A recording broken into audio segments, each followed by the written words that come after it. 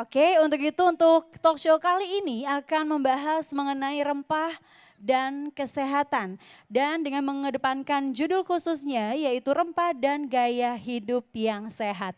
Akan dimoderatori oleh Bapak Yanuardi Syukur dari Universitas Khairun.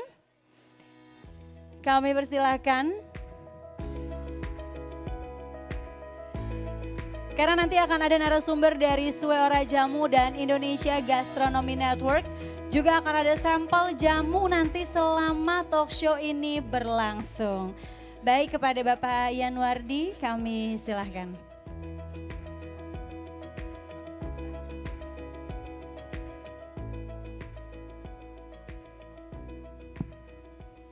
Baik, terima kasih. Assalamualaikum warahmatullahi wabarakatuh. Bapak Ibu sekalian, hari sudah sore, tapi kita harus melanjutkan dengan talk show yang tidak kalah menarik ya sore ini tentang rempah dan gaya hidup sehat.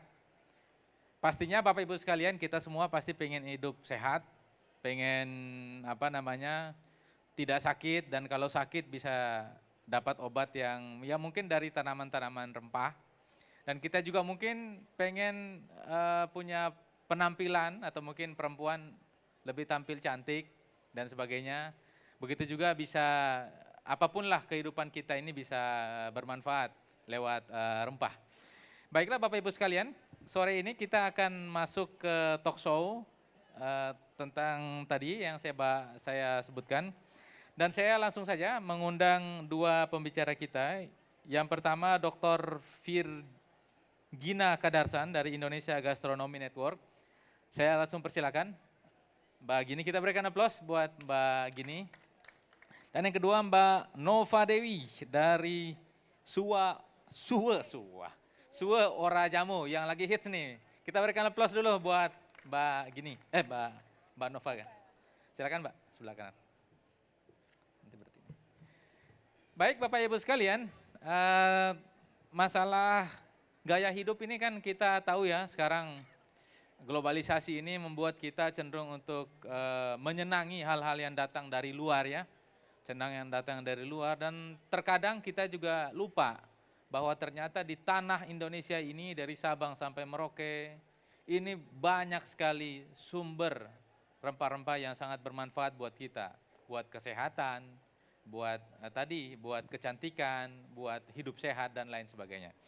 Olehnya itu maka saya langsung persilakan dulu ke Mbak Gini untuk memulai. Beliau akan menjelaskan tentang tadi rempah dan gizi seimbang ya. Nanti beliau akan menjelaskan dan selanjutnya ke Mbak Nova. Saya langsung persilakan ke Mbak Gini untuk memulai paparannya. 15 menit ya Mbak ya. Ya, terima kasih.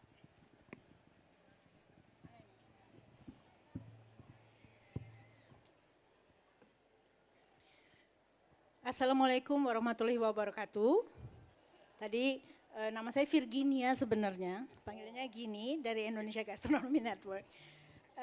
Mungkin bisa dibantu, oke. Jadi saya lihat, ya.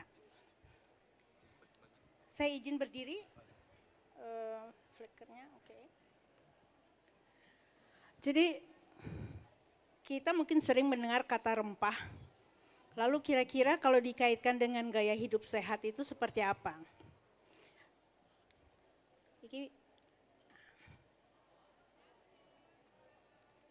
Kanan ya, sorry. Kalau ditanya gaya hidup sehat seperti apa itu banyak sekali penjelasannya. Tapi saya coba lihat di sini ada 6 unsur lah yang mempengaruhi kesehatan kita. Ada udara, air, makanan dan minuman yang kita konsumsi. Kemudian juga secara mental kita itu berpengaruh, kayak orang di Jakarta sering stres mungkin ya. Lalu olahraga, kita sekarang jadi komunitas yang sedentary, yang banyak duduk. Lalu istirahat yang cukup. Ini secara keseluruhan masih belum lagi dengan rokok, ya, alkohol. Nah, saya mau mengajak teman-teman di sini untuk melihat Kemenkes itu menetapkan yang namanya pola gizi seimbang.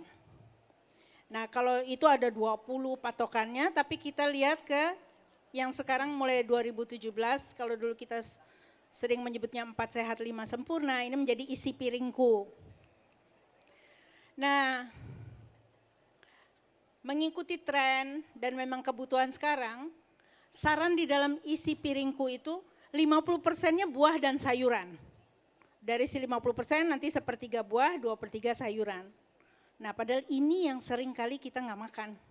Ya, padahal harus dari kalau di piring itu setengahnya buah dan sayuran. Baru kemudian lauk pauk dan bahan makanan pokok. Bisa ubi, bisa singkong, nasi, beras dan talas misalnya, ya. Lalu di situ juga sebetulnya secara tidak langsung mau dikatakan kita harus kurangi garam, kurangi lemak dan kurangi gula. Ya, kita tahu gula sekarang menjadi pemicu banyak sekali masalah kesehatan. Nah, dan dia ada pesan cuci tangan pakai sabun, sekarang diperlukan banyak, lalu aktivitas fisik dan minum air 8 gelas per hari. Nah,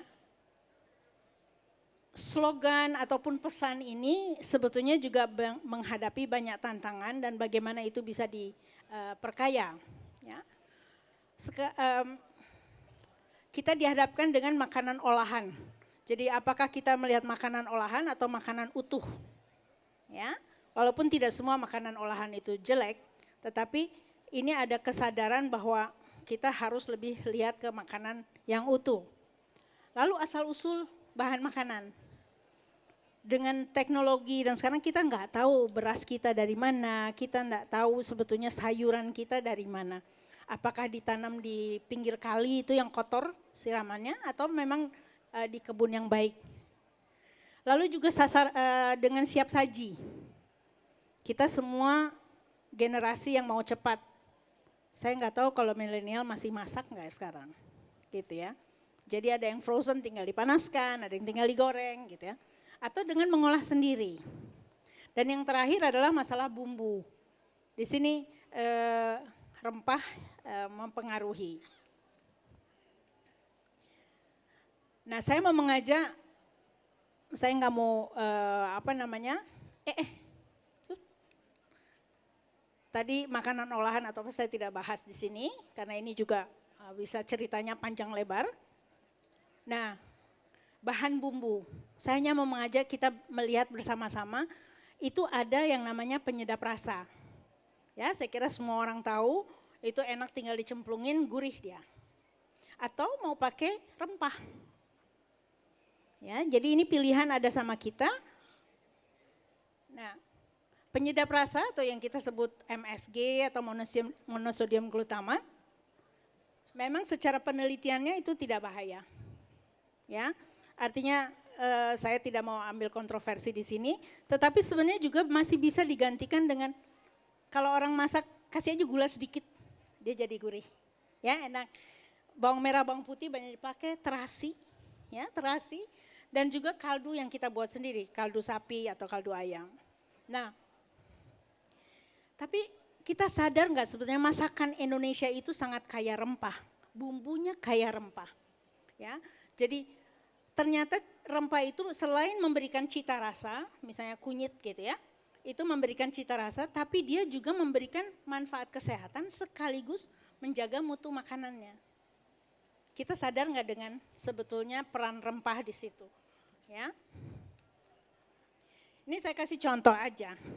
Kalau kita lihat rendang, itu rempahnya ada jahe, laos, cabai merah, daun kunyit, daun jeruk, ada yang pakai kapulaga, ada yang pakai kunyit.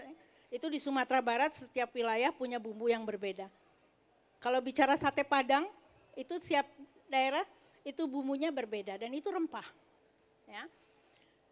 Soto Betawi itu ada daun salam, daun jeruk, sereh, kayu manis, cengkeh, kapulaga, lengkuas. Ya.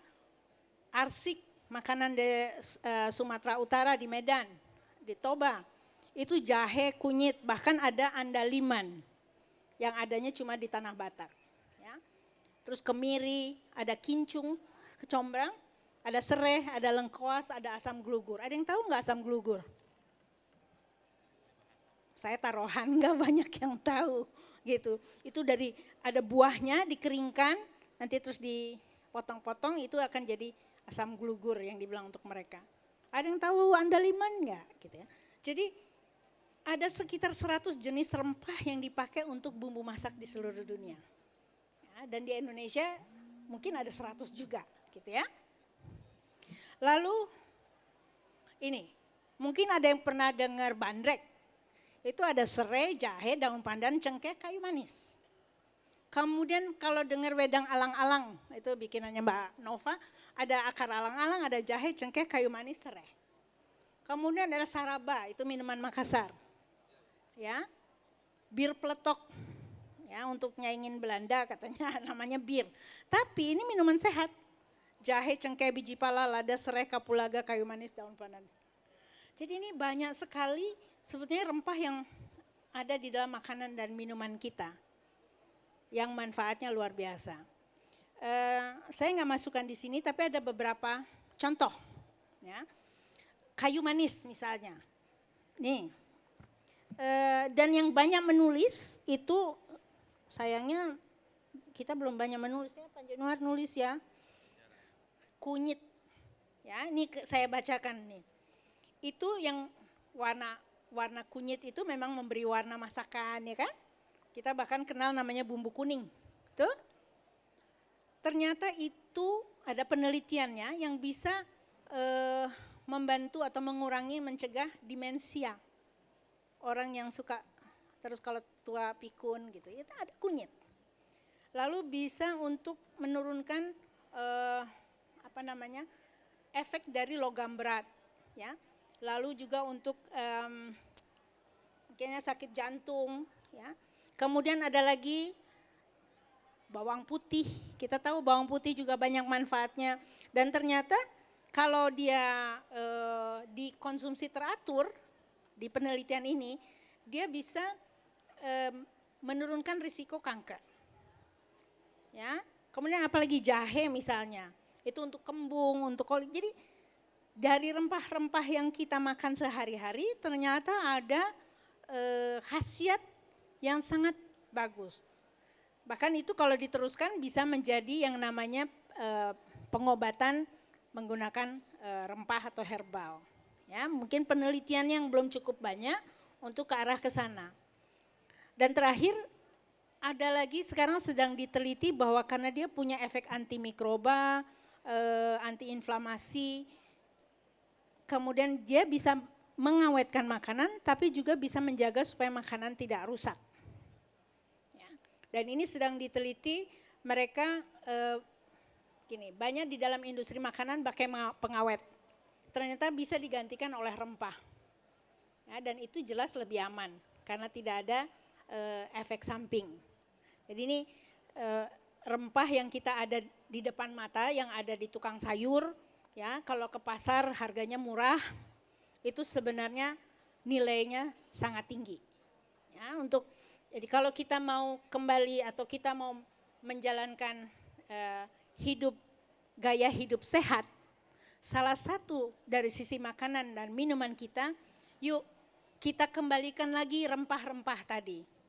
Ya, kita pikir agak repot sedikit, ya, mungkin ngulek, tapi kan sekarang juga ada yang sudah diolah udah jadi. Nah, kita kembali ke situ untuk kesehatan kita. Selain tentu si sayur dan buah-buahannya itu tadi. Ya, jadi rempah itu setuju nggak kalau rempah itu oke banget? Setuju ya Pak? Setuju ya. Jadi makanan kita, dan kalau mau diteliti ada berapa ribu resep makanan dengan rempah-rempahnya, silahkan, itu banyak banget. Saya kira segitu dulu Pak Januar dari saya. Baik, terima kasih Ibu Gini. Jadi ternyata banyak sekali ya manfaat rempah, dan apa yang dijelaskan Ibu Gini tadi ini banyak ya di sekitar kita ini. Indonesia ini sangat kaya dengan rempah-rempah ini, jadi kita seharusnya bisa manfaatkan ini, terutama buat yang muda-muda nih. Yang muda-muda saya lihat banyak gak sih? Nah banyak nih, ada yang belakang juga banyak. Yang muda-muda, jadi kalau bisa yang muda-muda juga harus ya mungkin peduli, kemudian mulai mengembangkan kalau yang suka meneliti tentang rempah juga bisa mengembangkan. Tadi kita sempat ngobrol juga bahwa ternyata mungkin himpunan peneliti rempah kelihatannya mungkin belum ada ya. Jadi itu sangat penting untuk bisa mereka membuat penelitian yang kira-kira bisa mengangkat manfaat dari rempah-rempah di Nusantara ini. Baik, Bapak Ibu Saudara sekalian, kita masuk materi kedua dari Mbak Nova Dewi. Mbak Nova ini, panggilannya Mbak Nova atau Mbak Dewi? Mbak Nova aja ya. Mbak Nova ini apa namanya, punya kafe atau kedai namanya ya? Kedai ya, kedai kopi dan jamu dan kopi. Jamu duluan. Saya nggak tahu kenapa jamu duluan baru kopi, kenapa bukan kopi duluan. Apalagi di zaman sekarang ini kan di mana-mana kafe-kafe kopi itu menjamur ya. Tapi sayangnya saya beberapa kali ke tempat ngopi itu saya tanya ada nggak yang tradisional yang kayak jamu atau sejenis itu, nggak ada. Padahal sebenarnya kita juga butuh kan yang seperti itu. Nah, Mbak Nova bisa sharing ke kita sore ini tentang, ya mungkin juga termasuk pengalaman tadi tentang kenapa sih misalnya Mbak Nova harus capek-capek dengan kampanye nih tentang jamu, apa sih kegunaannya, kemudian mungkin prospek bisnisnya, kemudian manfaatnya juga ya. Dan sejauh ini gimana penerimaan dari teman-teman yang milenial terhadap program tadi itu atau kafe Mbak Nova, silakan Mbak.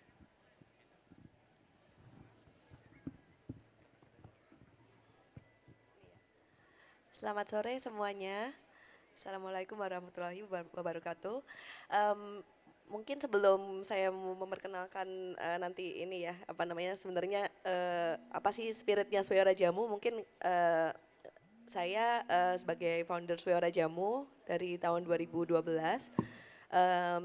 ingin berbagi dan mengajak teman-teman semua yang ada di sini untuk sama-sama kita bisa mengenal kembali rempah sih. Melalui tadi kalau dari Bu Gini kita apa sih yang kita bisa belajar lagi tentang rempah Indonesia. Di Swayora Jamu kita mengajaknya melalui jamu. Kalau tadi lihat video sejenak itu yang kita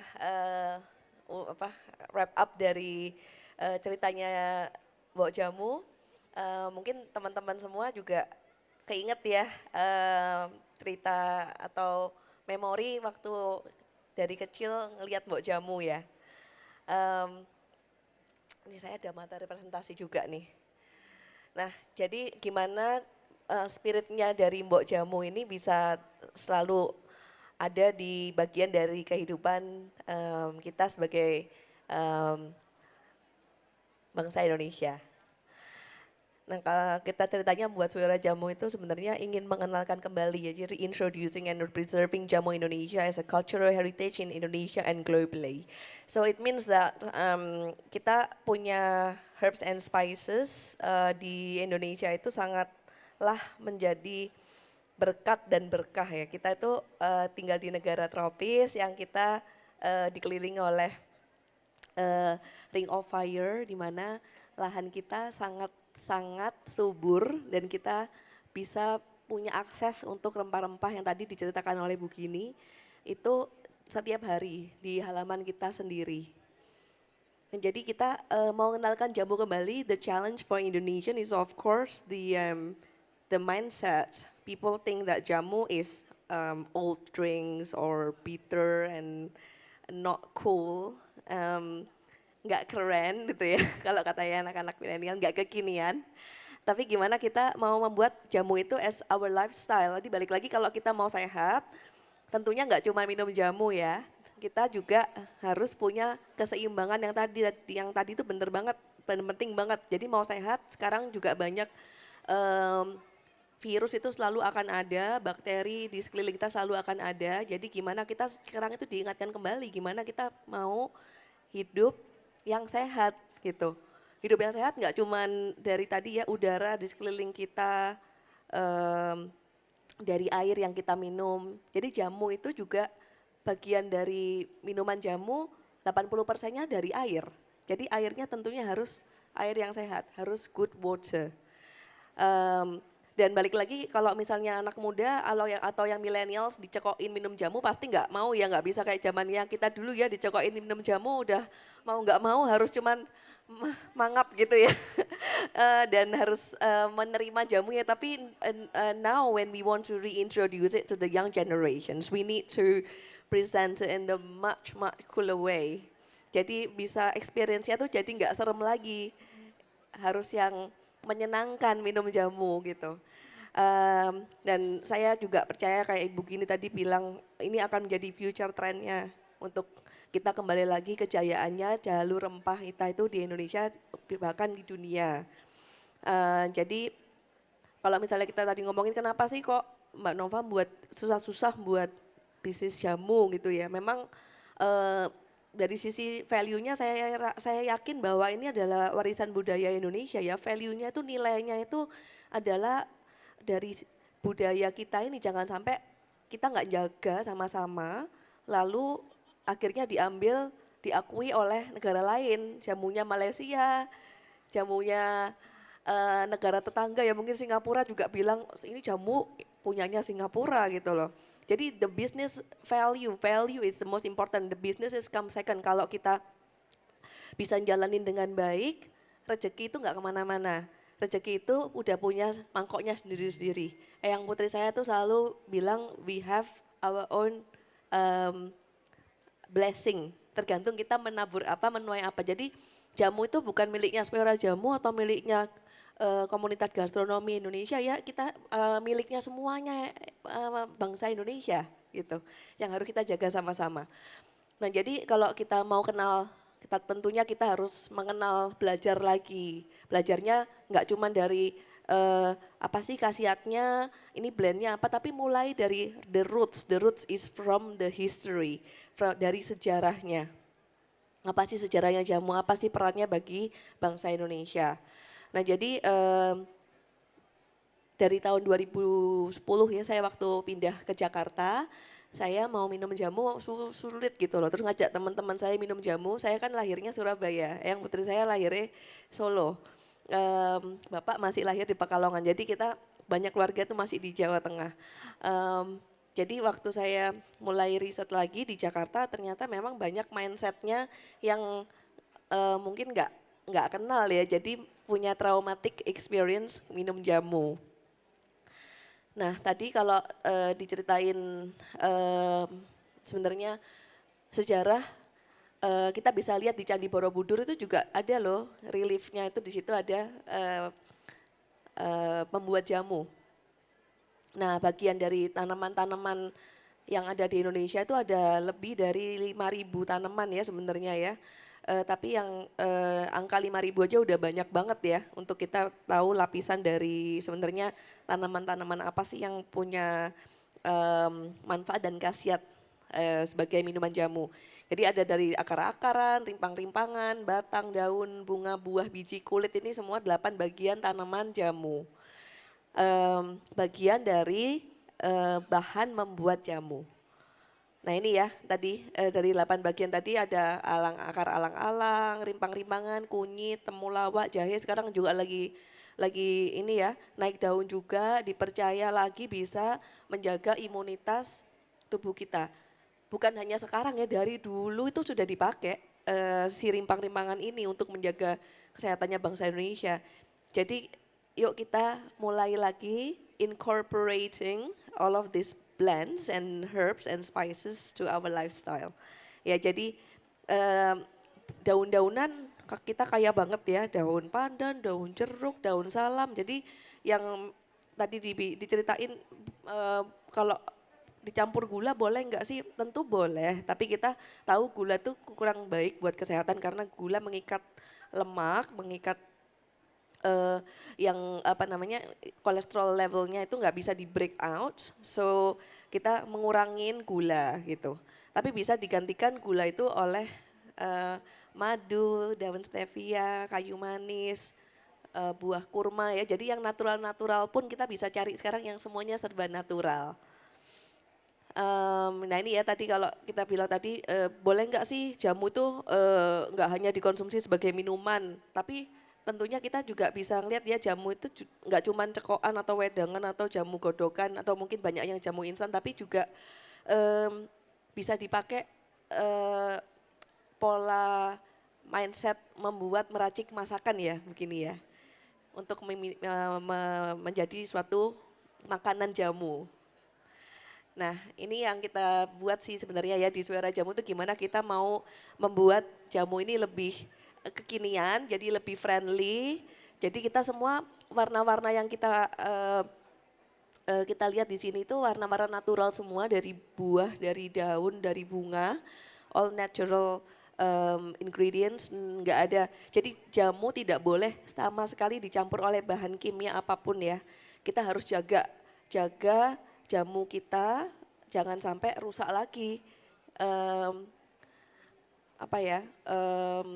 image-nya.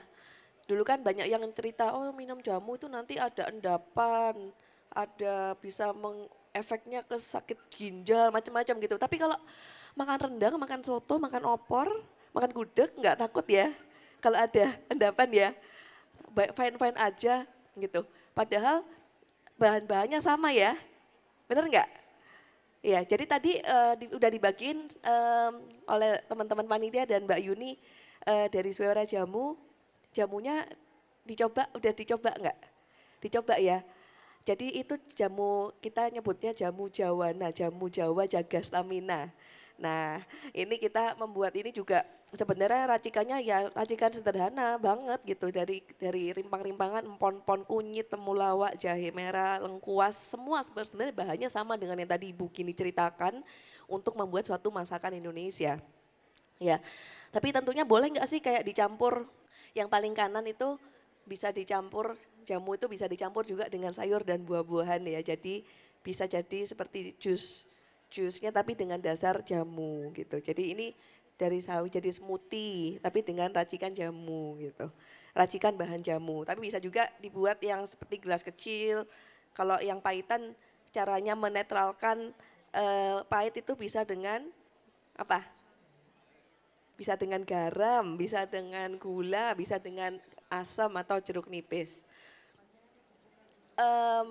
Nah ini ya peminum jamu yang paling banyak sih masih di usia 30 tahun ke atas ya. Nah gimana sih caranya kita ngajak teman-teman yang di usia 20 tahun, 10 tahun, 5 tahun, bahkan yang 5 tahun ke bawah ini dikenalin untuk bisa kenal lagi dengan jamu. Nah ini kalau dari prosesnya zamannya masih mbok jamu, sekarang mbok jamunya juga enggak seperti dulu ya, lebih banyak. Dan mbok jamu itu memang beredarnya tuh di satu komplek rumah ya, karena kan itu berat banget loh, botol kaca, 8 buah botol, kalau diisi penuh berapa kilo? Satu bakul itu bisa sekitar 25 kilo. It's very heavy, jadi spiritnya, semangatnya dari mbok jamu tuh karena ingin membuat para konsumennya itu sehat dengan minum jamu gitu. Makanya sampai dibawa berat-berat ya keliling karena because her love for the konsumen untuk bisa sehat gitu. Kan nggak iseng-iseng doang ya dijalanin mbok jamunya gitu, tapi memang punya tujuan, punya energi, punya niatan yang baik, punya niatan yang positif loh dari mbok jamu itu gitu loh. Jadi jangan dianggap cuman sekedar mbok jamu lewat gitu, tapi ada energi dari sebotol jamu yang dimana disuguhkan itu sesuatu yang dari hati gitu. Jadi kita harus believe, kalau kita nggak believe gitu, kita nggak percaya kekuatan dan manfaat jamu, kita juga nggak akan bisa merasakan khasiatnya dengan sepenuhnya. Nah karena jamu sendiri itu artinya kan dari bahasa Jawa kuno ya, jampi usodo, artinya doa kesehatan. So when we believe, we can actually feel the blessing and we believe in the properties of all of these herbs and spices.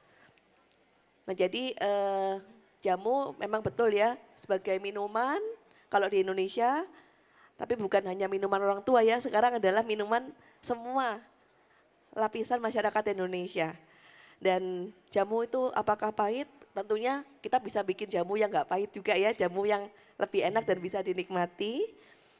Apakah jamu itu obat?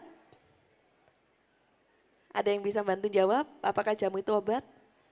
Ya, jamu itu bisa untuk sebagai upaya penyembuhan atau pengobatan, tapi jamu lebih pentingnya adalah upaya apa namanya? Upaya pencegahan atau prevention. Nah ini ya tadi selain di Indonesia terkenalnya jamu itu juga untuk kecantikan, jadi bisa untuk scrub lulur, buat masker, ratus, ini semua juga bagian dari perjamuannya Indonesia. Jadi ini ya tadi kalau kita ngomongin efek samping jamu, berarti apa efek sampingnya? Efek samping sehat ya. Sehat dan kalau kita sehat pastinya kita gembira ya karena kesehatan itu investasi yang luar biasa, yang sangat penting, yang sangat mahal harganya.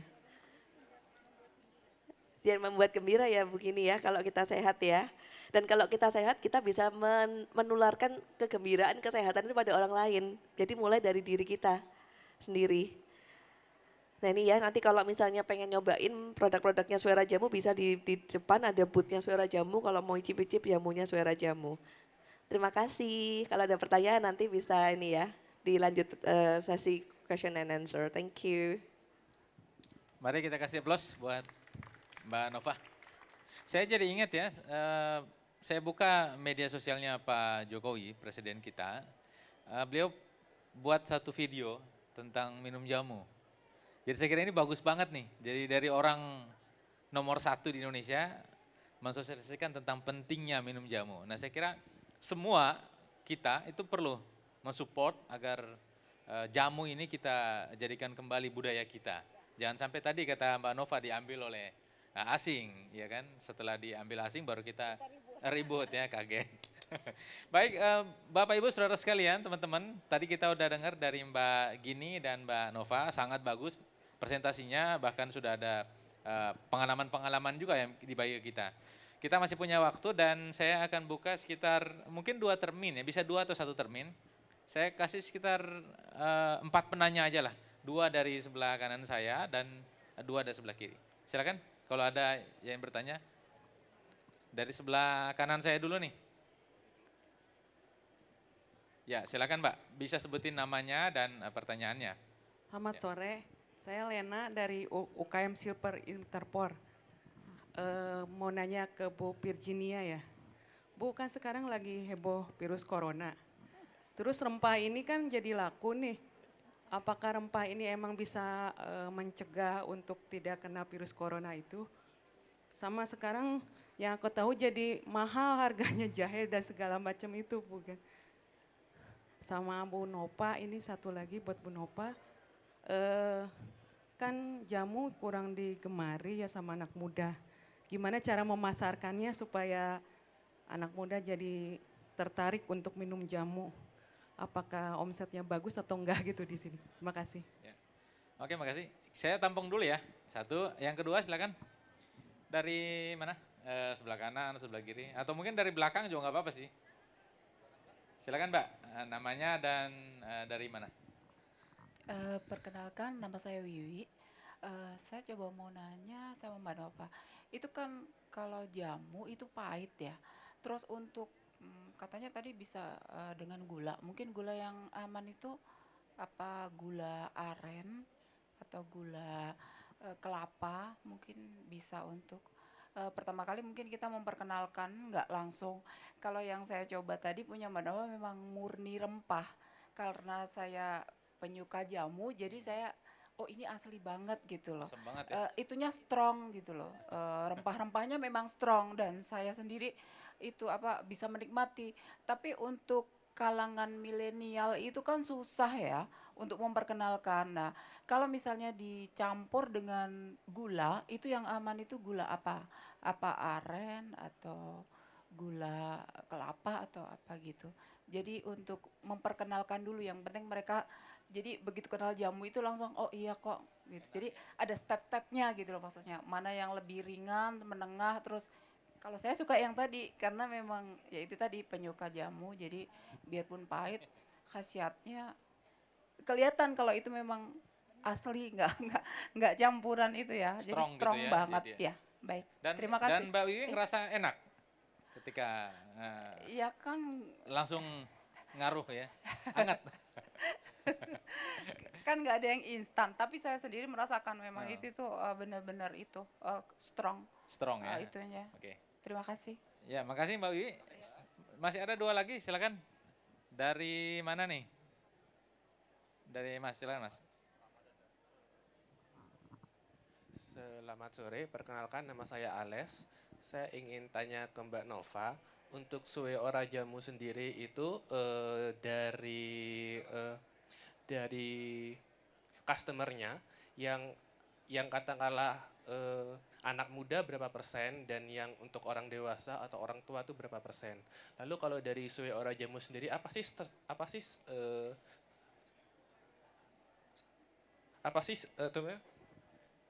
strateginya supaya anak-anak muda tuh bisa tertarik untuk minum di Sue Ora Jamu? Apakah itu dibuat lebih menarik dari segi penampilannya atau bagaimana? Itu dah, terima kasih. Oh iya, lalu untuk Ibu Gina, kalau dari Indonesia Gastronomi. Indonesia Gastronomy Network, apa sih strateginya untuk attract anak-anak muda supaya suka jamu? Apakah ada strategi khusus seperti itu? Terima kasih. Baik, makasih. Kita masih punya satu lagi. Dari yang mana nih? Belakang. Silakan Mas. Agak maju dikit ya Mas. Yang mana tadi? Pak? Oh, belakang. Oke, nama saya Victor. Saya dari visitor di sini. Mungkin kalau tadi ada pertanyaannya gimana caranya biar anak muda mau minum jamu. Kebetulan beberapa waktu yang lalu saya sempat cobain kunyit yang sudah di mix sama soda. Nah pertanyaan saya, apakah ini oke? Dalam artian apakah khasiatnya akan berkurang atau bagaimana? Karena memang kunyit yang asam banget ketika dicampur sama soda, kemudian dikasih jeruk nipis sedikit tuh rasanya luar biasa banget sih dan masuk untuk mulut anak muda seperti saya. Terima kasih. Baik, makasih Mas Victor. Bapak Ibu sekalian, saudara-saudara, kita punya 4 penanya ya. Yang pertama dari Mbak Lena, Mbak Wiwi, Mas Ales, dan Mas Victor. Yang pertama saya kasih ke Mbak Gini dulu ya. Pertanyaannya jatuh deh.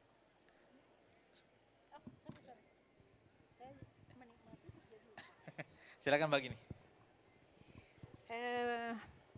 Bu Lena ya, tadi kaitan rempah itu dengan sekarang yang lagi top dengan bicara virus corona.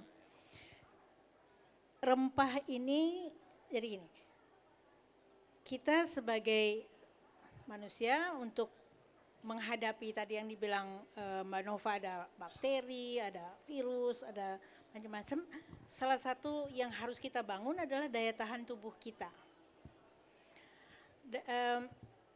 Daya tahan tubuh ini dibangun dari banyak sekali unsur kalau kita bicara makanan dan minuman.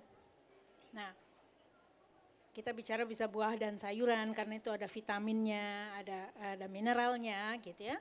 Nah, di rempah itu mereka punya banyak sekali khasiat yang men-trigger atau memicu daya tahan tubuh kita.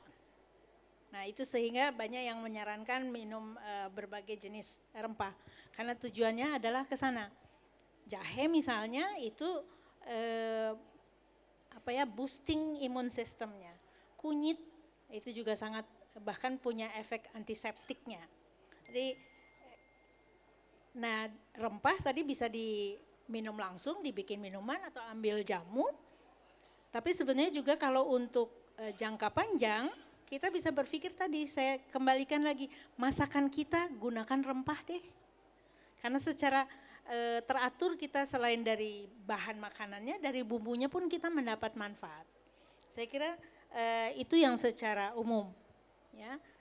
Nah kalau jahe mahal, kalau saya dari kacamata petani ya senang juga ya kalau kita menghargai hasil bumi kita, rempah dan semua yang selama ini dianggap murah gitu.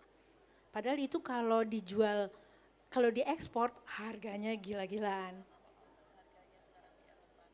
Iya, gitu ya. Jadi secara umum seperti itu. Nah, saya mungkin hanya nyambung sebentar ya Bu Lena. Tadi Mas Victor cerita soal kunyit tambah soda tambah jeruk nipis. Ini saya sebagai konsumen ya, saya tidak sebagai produsennya. Ini adalah cara yang pintar. Sekarang Mas Victor di minum kunyit, dia punya kesannya baik. Nah, kita ingin membangun sebuah mindset bahwa jamu itu oke, jamu itu enak, rempah-rempah itu bagus. Nah, kita mulainya dengan seperti ini. Lebih baik khasiatnya kalaupun turun sedikit daripada tidak sama sekali. Dan padahal jeruk nipis juga oke. Mungkin soda di sini yang barangkali asal dia tidak manis. Jadi senang tadi ada yang punya apa ya, kesan baik tentang kunyit gitu. Itu dulu yang saya jawab tadi. Mungkin dari Ales mengenai strategi untuk dari sisi gastronomi, kami lebih mengajarnya kepada soft persuasion. Jadi kita tadi saya ngajaknya masaknya pakai bumbunya rempah-rempah gitu. Di situ dia bisa lihat, oh ya ternyata kalau masakan dikasih daun salam itu jauh lebih enak. Kalau masakan itu kasih laos gitu ya, terus misalnya kunyit ditambah dengan merica, itu lebih bagus gitu. Dari situ, nah kalau untuk sampai menjadi kita mau mengambil khasiatnya secara khusus, kita bisa bikin dari minumannya atau nanti dari jamu. Begitu Pak Yanwar? Makasih. Jadi ada cukup banyak ya pertanyaan lain. Ada tadi masalah virus corona, kemudian harganya mahal ya. Dan di pasaran juga agak mulai berkurang ya, itu jahe mulai berkurang. Kemudian tadi bisnis juga ini gimana Mbak, jamu pahit. Nah kemudian gula yang aman, ini yang mana nih yang cocok. Customer tadi ini saya kira mungkin pengalaman nih. Mbak Nova bisa sharing tentang berapa persen pengalaman yang mampir di kafe itu, strategi anak muda, kemudian saya kira itu ya. Silakan Mbak.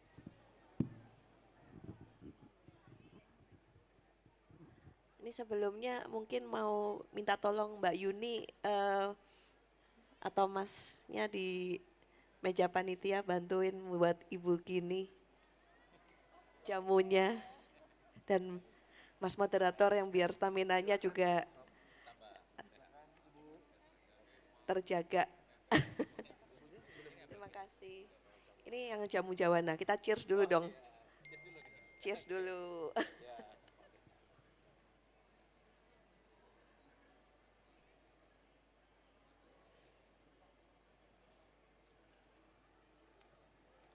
Rasanya strong Bu. Tadi Bu Kini dan Mas Teja nggak kebayang ya, strongnya kayak apa sih? Langsung anget ya. Tadi memang mungkin dari Bu Lena dulu ya. Tadi pertanyaannya untuk supaya bisa mengenalkan ke anak-anak generasi muda tuh gimana, terus bisnisnya gimana, profitable atau enggak gitu ya. Jadi sebenarnya kalau untuk mengenalkan ke anak-anak muda, tentunya enggak semudah yang upaya mengenalkan pada yang udah biasa atau udah kenal jamu gitu. Jadi untuk mengenalkannya terlebih dahulu kita tadi dari pertanyaannya Ibu, layer dari rasa itu penting banget ya. Jadi kalau kita mulainya kalau ngenalin pertama langsung yang jamu yang level 7 gitu, kita mulai dari level 1 dulu gitu, yang jamu kalau dari tahapan itu yang jamu mungkin kunyit asem. Ya kunyit asem itu lebih mudah diterima. Jadi jamu yang populer di Indonesia itu kan jamu kunyit asem, beras kencur, wedang jahe. Itu yang paling 3 yang utama yang pasti udah dikenal. Kalau di Jawa Timur itu ada namanya sinom. Sinom itu dari daun asem. Ya jadi, tapi semua keluarga, semua racikan ini bisa beda-beda tentunya. Seperti masakan soto gitu ya, ada soto Lamongan, soto Betawi, soto Kudus ya, ini kan istilahnya punya kekuatan daerah gitu. Apa sih yang menjadi kekuatannya di Kudus itu, rempahnya seperti apa? Mungkin itu kuahnya bening pakai sayur. Oh di Jakarta pakai pakai coconut milk atau coconut santan itu ya, coconut cream. Nah sebenarnya semakin alami semakin baik gitu. Nah jadi anak-anak muda sekarang itu lebih mudah untuk diajak mau kenal tentunya, tapi harus informasinya jelas. Karena mereka adalah generasi yang sangat kritis, yang sangat ingin tahu dan tidak boleh ada yang ditutup-tutupi lagi ya, karena memang ini semua adalah hal yang memang mereka pengen tahu. Justru mereka pengen tahu kalau kita bisa menjelaskannya dengan baik, mereka bisa percaya dan dari situ mereka mau nyoba, mau ngicip dan di sana nanti bisa timbul rasa atau namanya experience tadi ya. Kalau experience-nya dapat, mereka tadi kayak misalnya minum jamu jawana gitu. Mungkin kalau minum langsung glek-glek karena udah takut duluan, kita udah nggak bisa break out the walls, ya, apa namanya dindingnya itu kan kita udah takut, kita nggak mungkin bisa menikmati kalau kita udah ngeblok dulu gitu ya. Nah jadi anak-anak mudanya tapi kan nggak bisa langsung dipaksa, ya pokoknya diminum jamu jawana, mungkin nggak bisa langsung jamu jawana, mungkin tadi jamu kunyit asam dulu. Nah metodenya pembuatannya kan macam-macam ya. Kayak tadi Mas Victor itu menarik banget, boleh nggak sih jamu dicampur soda? Nah tentunya kita ada dua macam ini kan, conceptual mindset which is minuman jamu atau minuman rasa jamu. Ya. Jadi kalau misalnya kita membuat minuman jamu beneran ya, minuman jamu, of course it's not going to be mixed with soda gitu. Minuman apakah boleh difermentasi? Itu adalah minuman yang sehat lagi, itu namanya kombucha. Jadi ada tingkatan-tingkatan lain lagi gitu. Tapi kita kalau mau benar-benar kenalin esensial dari si jamu Indonesia ini, ya benar-benar jamu yang murni, yang nggak dicampur soda tadi gitu loh. Tapi jika kita mau mengenalkan ke anak-anak generasi muda, tentunya nggak ada yang salah gitu loh dengan mengenalkannya dengan minum soda jamu, misalnya soda kunyit, dicampur dengan mungkin pemanisnya juga boleh kok Bu, pakai gula aren, gula kelapa, gula batu, stevia, madu, juga macam-macam. Jadi tapi kita bisa harus lebih peka sekarang, lebih peka memilih produk. Ini produknya menurut hati nurani saya sendiri nih ya, milih mindset saya beli produk ini bagus, gulanya ini bagus. Kalau saya udah timbul ragu, kok kayaknya gulanya ini kok dikasih pengawet atau dikasih kimia kok warnanya beda. Kan kita detail sekarang, zaman sekarang nggak bisa cuman ini ya Mas diminum, ini ya Bu tolong diminum, atau gulanya harus pakai yang ini karena ini buatannya Suara Jamu, nggak bisa juga gitu loh. Karena kita bisa kok tahu ini gulanya crumbling atau ini gulanya empuk atau ini kok gulanya keras kok nggak alami ya. Kan kita tahu oh ini gulanya bukan gula yang natural gitu loh, atau diproses secara natural. Betul ya, mungkin seperti itu ya Bu ya. Jadi mungkin pertanyaan dari teman-teman tadi saya combine bisa menjawab dari berbagai macam aspek ya, bisa untuk menjadi jawaban bersama sebenarnya. Tadi kalau anak-anak muda kenalinnya gimana sih? Mungkin di Suara Jamu tadi caranya dengan dikenalin juga kunyit asamnya tuh mungkin yang di tahun pertama, di tahun 2013 tuh kenalinya lebih manis Bu. Tahun 2000 kita juga bergerak mendidik lidah teman-teman generasi muda tanpa mereka sadar sih sebenarnya mungkin ya. Jadi tahun 2013 itu yang dikenalin kemarin tuh mungkin jamunya lebih tidak manis. Jadi mungkin ada teman-teman seperti Mbak Ade Putri, ya yang Green Tamarin itu. Jadi kita nyebutnya juga dengan nama-nama, dengan kemasan, dengan proses yang lebih bisa diterima juga ya dengan anak-anak muda gitu. Kalau misalnya kita ngomongin Green Tamarin, kan green hijau, hijau sehat alami. Tamarin itu asam, asamnya juga macam-macam ya, ada asam Jawa, asam kandis, ada banyak ya Bu ya sebenarnya. Ada macam-macam lagi kan asam tamarin itu macam-macam juga gitu loh buahnya. Ini warnanya juga macam-macam ya, ada yang agak merah, ada yang agak coklat, ada yang agak hitam. Nah ini semua dari tamarin asam Jawa yang kita pakai buat membuat jamu pun juga bisa kita pilih gitu loh. Mau yang mana? Tentunya kalau kita pilih yang hitam, kunyit asamnya warnanya apa? Ya tambah gelap ya, tambah hitam ya. Jadi kita pilih warnanya juga yang yang prosesnya lebih alami. Kalau yang hitam mungkin lebih lama proses untuk memasaknya, untuk bisa disimpan di suhu ruang, kan butuh suatu proses yang berbeda dengan yang dimasukkan ke dalam mungkin toples yang sudah disteril dan dikemas secara vakum gitu. Semuanya balik lagi ke masing-masing kemasan yang akan kita sajikan ke konsumen gitu. Nah, jadi semuanya balik lagi ke pilihan sih. Nah, kalau tadi gimana ya caranya kenalin ke anak-anak muda, mungkin dengan tadi yang di-sharing oleh Mas Victor, dikenalinya dengan yang lebih kekinian dulu, kenal rasa, kenal kalau oh kunyit soda, oh kunyit itu jamu ya gitu loh. Jadi di narasi, di cerita, di storytellingnya itu diceritakan bahwa jamu kunyit is actually bahan jamu gitu loh. Jadi pengantar narasi storytellingnya ini juga penting gitu untuk kita sampaikan ke anak-anak muda.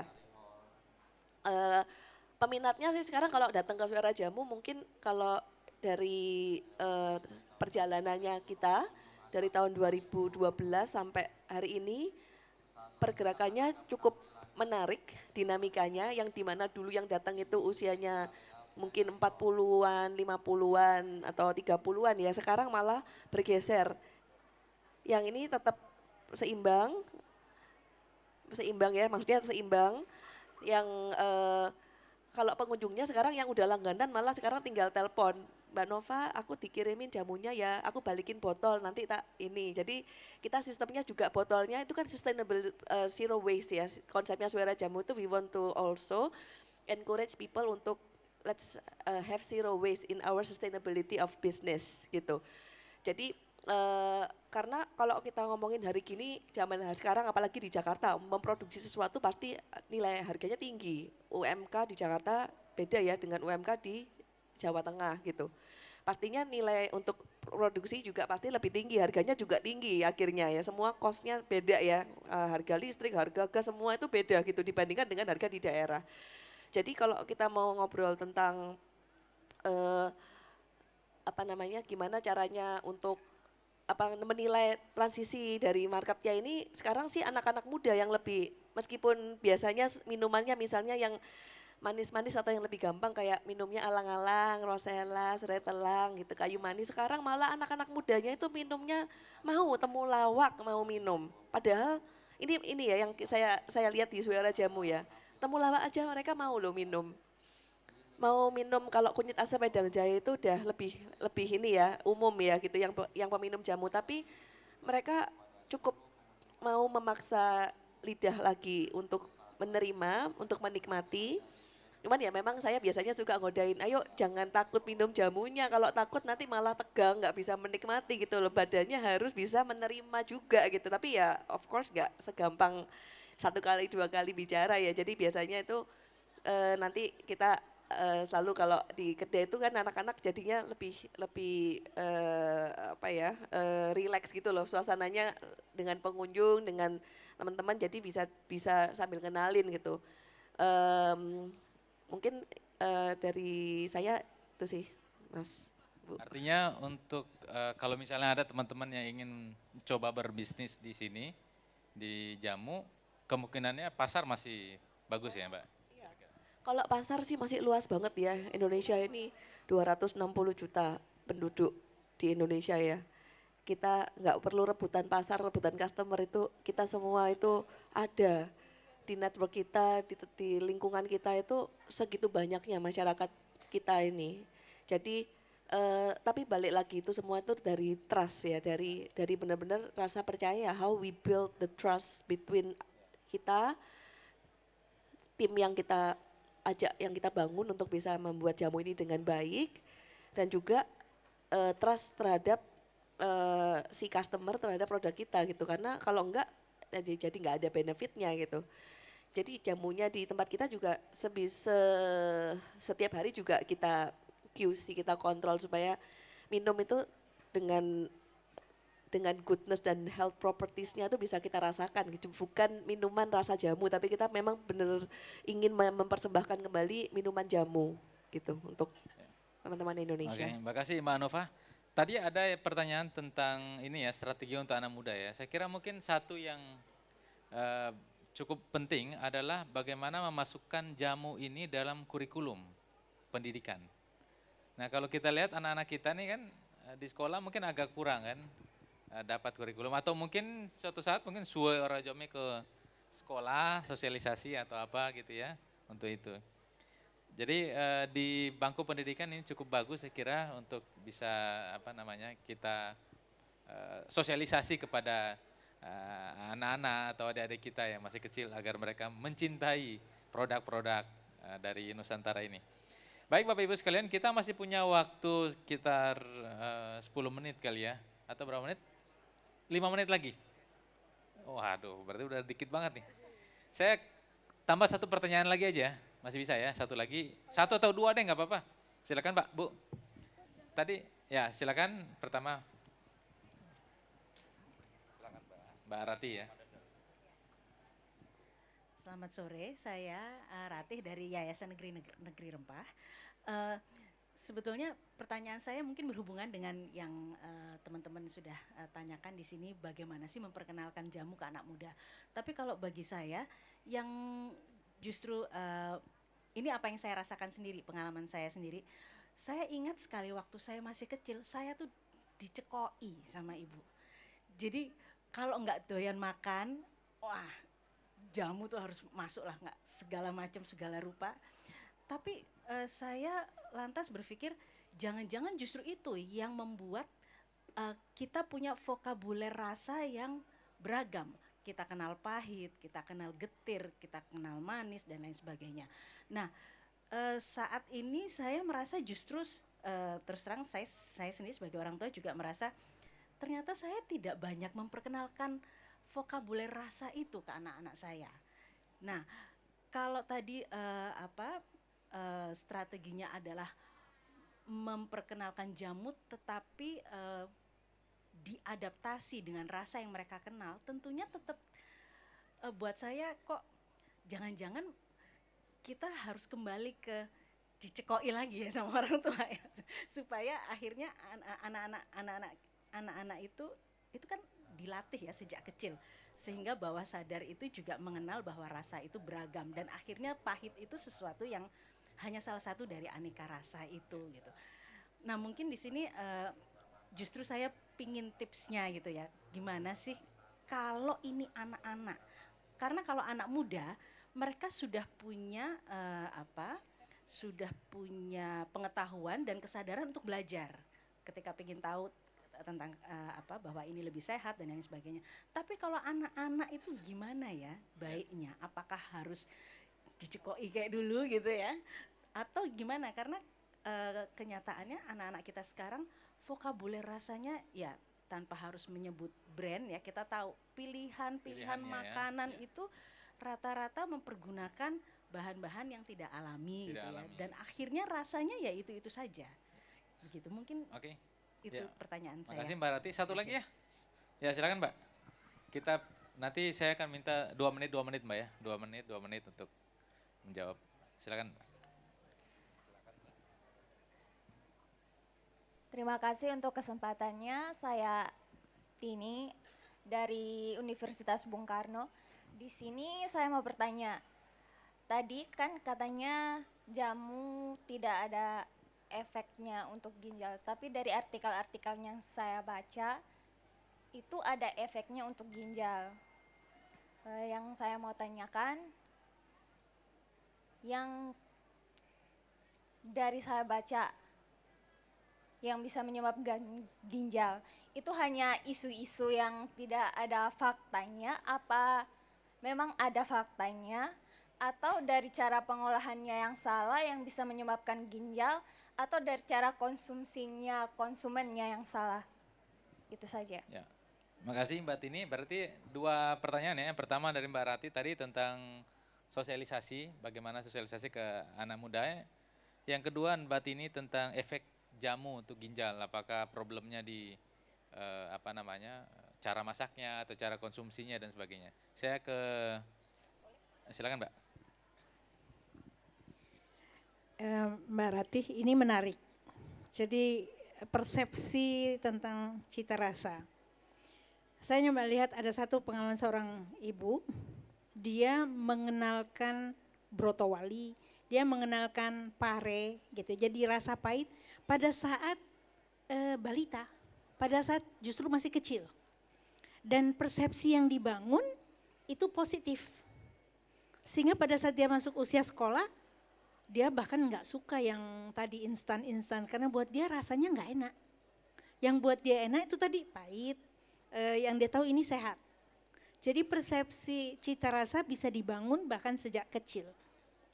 Kalau pengalaman banyak juga di keluarga adalah pada saat soal garam, soal gula, soal rasa asin dan manis. Sebetulnya bahan makanan untuk bayi itu mulai dari tahu, wortel, apa semua yang dihalus, itu sudah mengandung natrium. Jadi sudah ada rasa, termasuk rasa manis. Pada saat mereka dikenalkan waktu bayi seperti itu, persepsi dia tentang manis cukup di situ. Jadi dia tidak tergila-gila lagi dengan yang super asin. Karena sudah cukup.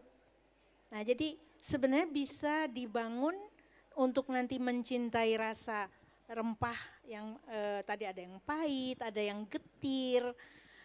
Kalau itu dibangun sebagai sesuatu yang positif, pasti akan suka. Jadi mungkin dicekoi dulu karena orang tua mungkin nggak tahu bagaimana caranya ya. Tetapi kan vokabulari rasa menjadi banyak. Kalau sekarang mungkin kita hanya taunya asin, gurih, manis. Padahal rasa itu sangat beragam. Sehingga jadi kita perlu optimis bahwa ini bisa dibangun. Ya, dibangun karena masalah persepsi. Coba aja sekarang kalau kita suruh makan keju yang bau dari katakanlah Perancis, nggak suka, tapi kenapa kita suka dengan terasi? Ya itu masalah persepsi, gitu ya. Jadi itu dibangun. Ya. Mungkin saya menyinggung sedikit dari Tini soal penelitian efek jamu terhadap ginjal. Saya hanya memberikan hint sedikit bahwa pada saat kita membaca sebuah hasil penelitian, kita perlu melihat konteksnya. Satu, kedua kita juga lihat lagi. Jamu yang dicoba itu jamu yang mana? Ya, apakah bahannya alami atau ada bahan lain? Nah, kemudian sudah diminum berapa lama sampai mengganggu ginjal? Jangan-jangan dia kurang minum sebetulnya. Ya, sama kasusnya dengan suplementasi. Ada yang bilang vitamin E itu merusak. Ternyata yang dia teliti vitamin E sintetis, bukan vitamin E alami. Jadi mungkin ini hanya himbauan aja bahwa kadang-kadang kita membaca sebuah penelitian itu kita harus punya konteksnya, kemudian kita harus bandingkan lagi dengan penelitian-penelitian lain. Ya, jadi walaupun saya tidak mengatakan bahwa jamu nggak ada masalah, tapi kalau kita lihat dari pengalaman empiris, jamu sebetulnya sangat baik untuk kesehatan. Gitu. Jadi nanti dilihat lagi ya, Mbak Tini. Oke. Baik, makasih Mbak Gini. Saya lanjut ke Mbak Nova, silakan Mbak. 2 menit ya Mbak. Ya. Jadi menjawab dari pertanyaannya Mbak Tini dulu ya, Mbak Ratih. Memang tadi yang disampaikan oleh Bu Dokter Gini memang benar banget. Jadi memang kita harus melihat secara seutuhnya. Jadi kita nggak bisa ngelihat suatu statement itu dari satu sudut pandang, tapi apa sih yang menyebabkan si penelitian itu ditulis itu karena memang banyak sekali ya yang kita bisa lihat dari beberapa jurnal-jurnal tuh banyak sekali jurnal-jurnal medis, herbal journal juga international, everywhere now it's very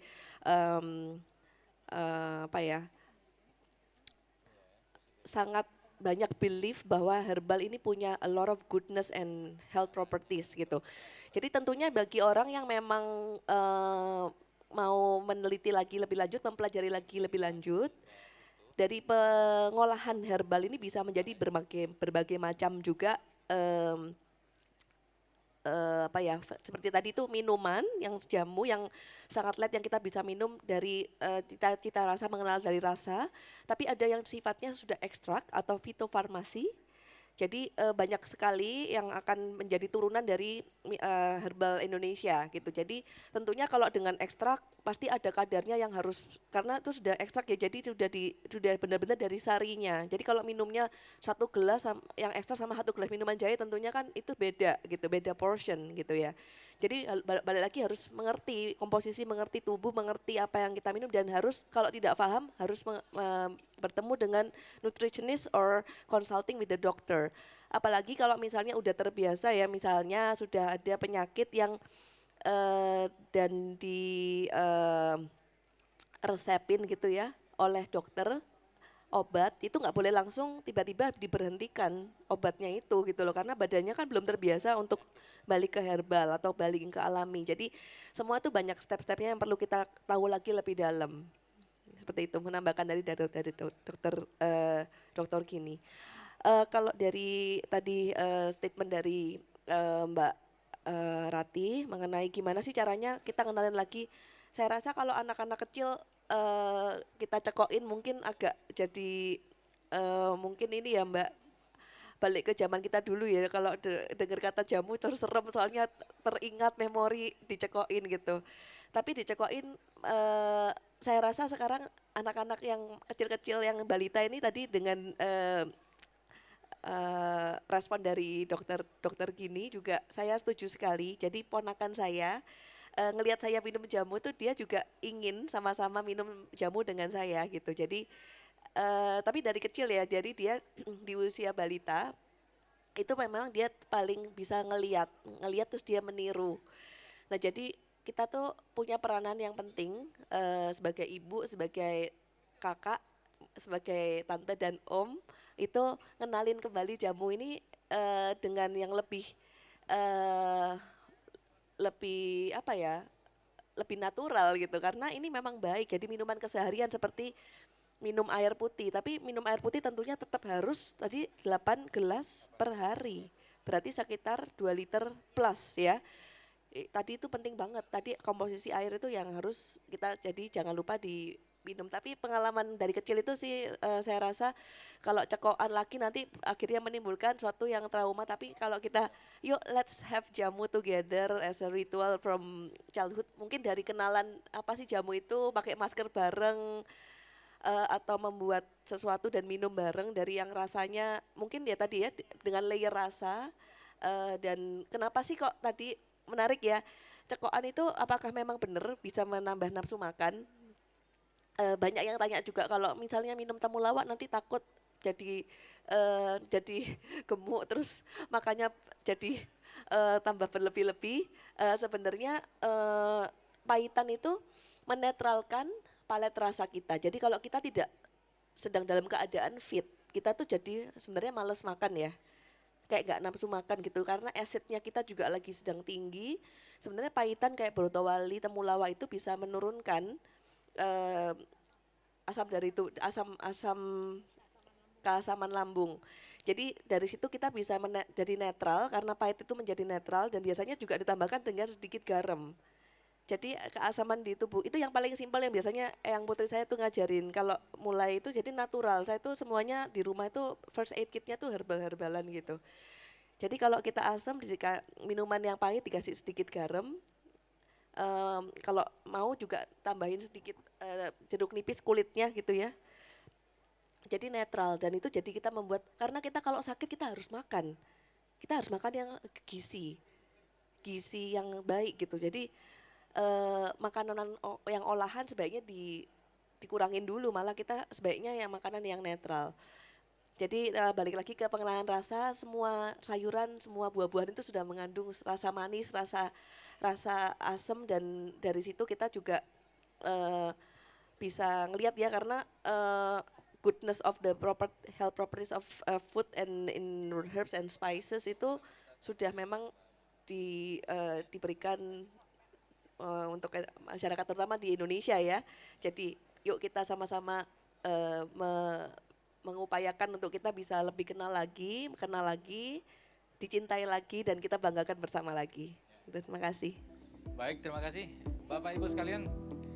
Demikian saya kira talk show pada sore hari ini. Sudah sangat banyak tadi sharing dan pertanyaannya. Jadi ternyata memang rempah itu sangat banyak manfaatnya buat kesehatan, kecantikan, perawatan dan sebagainya. Dan kita sebagai orang Indonesia ini harus perlu mengkaji kembali dan perlu mensosialisasikan kembali pentingnya rempah-rempah. Bukan hanya buat kita tapi juga buat keluarga, buat kesehatan masyarakat kita. Jadi kalau misalnya kita juga konsumsi rempah-rempah dengan baik, ya mudah-mudahan ketahanan tubuh kita kuat dan virus apapun itu yang berasal dari luar, mau dari Asia, dari manapun itu bisa tidak memberikan efek buruk bagi tubuh kita. Saya kira itu Bapak Ibu sekalian, dan saya ingin mengucapkan terima kasih banyak kepada Dr. Virginia Kadarsan. Kita berikan aplaus buat Mbak Gini dan Mbak Nova Dewi. Kita berikan aplaus juga. Bapak Ibu sekalian, terima kasih atas perhatiannya. Sampai ketemu lagi di talk show yang lain dan sukses untuk ASAF 2020. Terima kasih. Terima kasih Bapak Yanuardi selaku moderator. Kami mohon untuk tetap berada di atas panggung. Dan kami undang untuk berdiri karena kita akan ada penyerahan token of appreciation. Untuk itu kepada Bapak Yanuardi mohon kesediaannya Pak untuk dapat menyerahkan token of appreciation. Yang pertama mungkin boleh diserahkan kepada Ibu Virginia dari Indonesia Gastronomy Network. Tentunya boleh kita berikan tepuk tangan Bapak Ibu hadirin sekalian. Dan berikutnya akan diberikan kepada Ibu Nova Dewi dari Suwe Ora Jamu. Boleh kita berikan tepuk tangan sekali lagi. Sebenarnya kalau saya sih bisa bilang semua akan minum jamu pada masanya. Gitu Bu, karena anak muda aduh pahit ini ntar kalau ketika umur udah 30-an ke atas sudah ngerasa gampang masuk angin ya. Akan merasakan sendiri nanti akan minum sendiri Bu gitu. Itu pengalaman pribadi sih kalau itu. Baik silakan untuk dapat foto bersama terlebih dahulu.